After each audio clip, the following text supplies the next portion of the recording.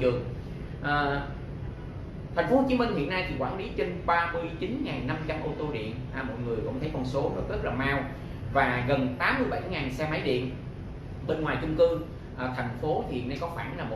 1.000 trạm sạc, và hiện nay có một cái đơn vị vận hành cũng có khoảng 900 cái trạm sạc, và với hơn là 9.400 trụ và 14.700 cổng sạc. Một cái mạng lưới đổ pin của một cái đơn vị nữa và khác đang vận hành thì có khoảng thêm 50 điểm nữa. Thì thời gian tới thì thành phố định hướng là phát triển mạnh về cái hệ thống đổ pin cho xe máy điện và lắp tối thiểu cho 1.500 trụ sạc nhanh tại các vị trí trọng điểm, nhằm rút ngắn cái thời gian tiếp năng lượng và thúc đẩy chuyển đổi sang giao thông xanh. Như chúng ta đi trên một số trục đường hiện nay ở khu trung tâm thành phố thì cái việc mà đang